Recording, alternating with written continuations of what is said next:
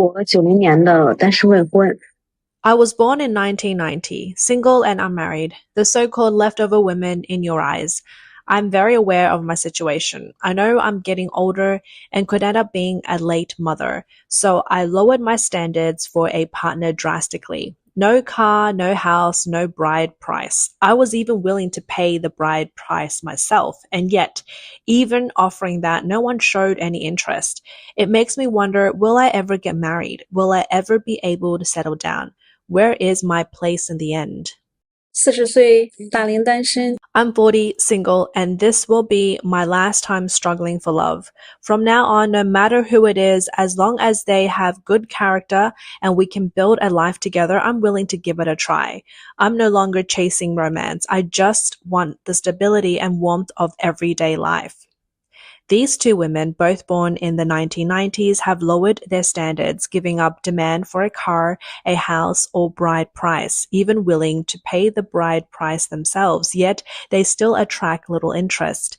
In the comment section, netizens pointed out, she's compromising, but has she ever thought about whether the men are willing to compromise?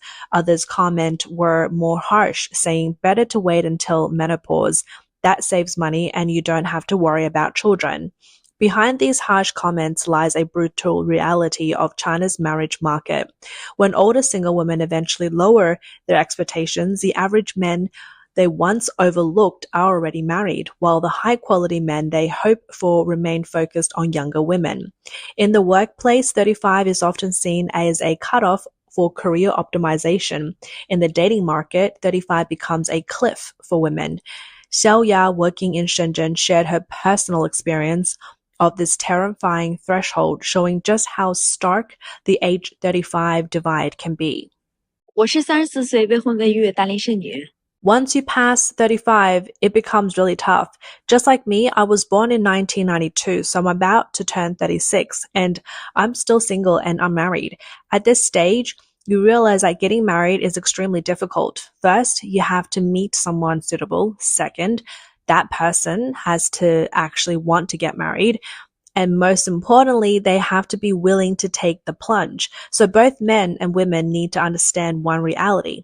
If you're over 35 and still unmarried, chances are it will be very difficult to get married for the rest of your life.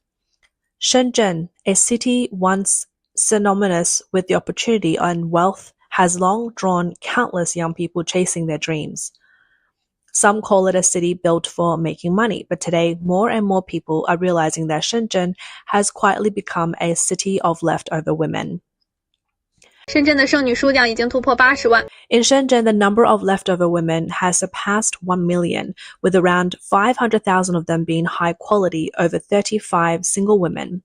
They tend to share some common traits. Most come from out of town, earn enough to support themselves, but still struggle with buying a home. Have met plenty of eligible men, but haven't found a match. The reality, however, is tough.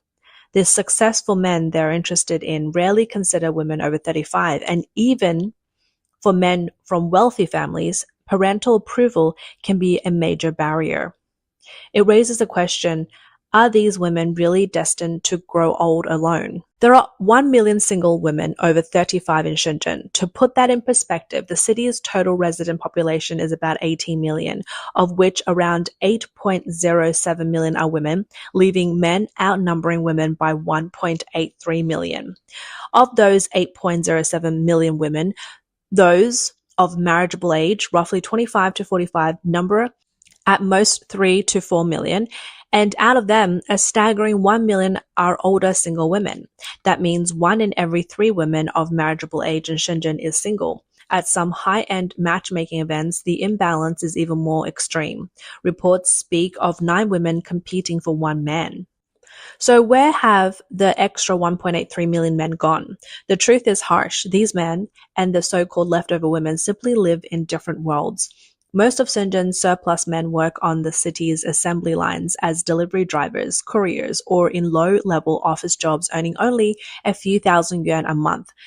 In the marriage market, where family background and social status are highly valued, these men can't even get a foot in the door. By contrast, The older single women tend to be highly educated, independent, and earning upwards of 10,000 yuan a month.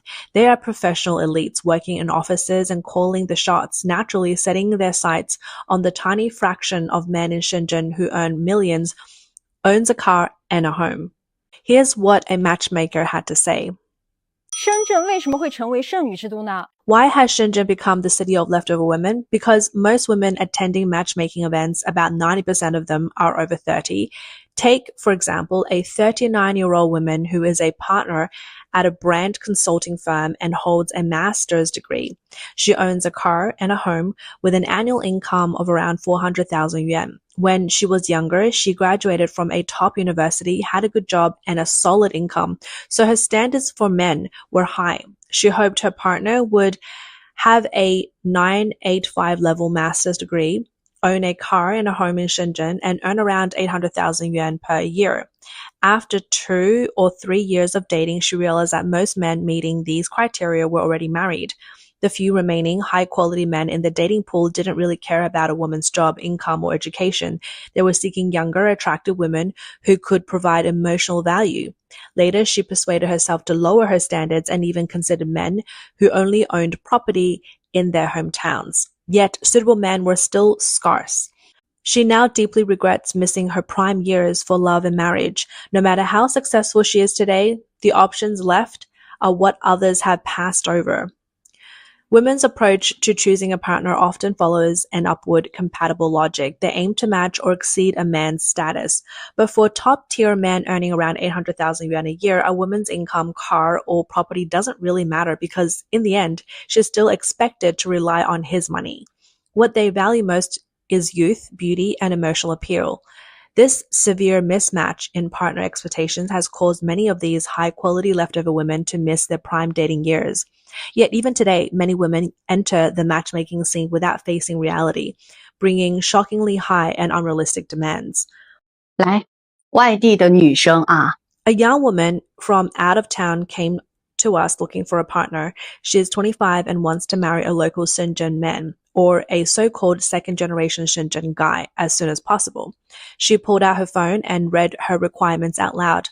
Number 1, the man must be a true local and an only child. Number 2, he must own at least 2 homes, one in her name and another for her parents to live in during retirement. Number 3, the bride price should be 188,000 yuan entirely for her parents with no dowry on her part. Number 4, he must hand over his salary card, help pay off her brother's mortgage, and after her brother graduates from college, provide 200,000 yuan in startup funds for him. She confidently added, I'm young, I've never been in a relationship, I'm still a blank slate, my body is healthy, so in the future I can have several children.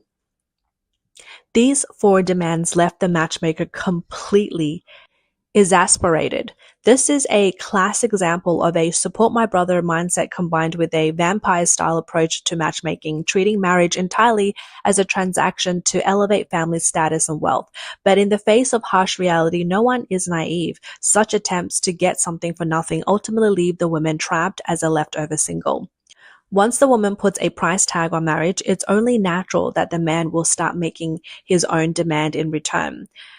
深圳相亲现场竟然变成了燕子。 A matchmaking event in Shenzhen turned into a full-on financial and physical inspection. The woman demanded proof of the man's assets while the man in turn scrutinized the woman.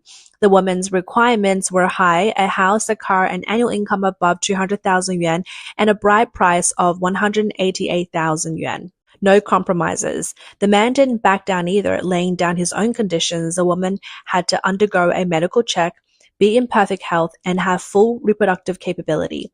The clash of demands ended in a bitter stalemate, and the argument nearly turned physical.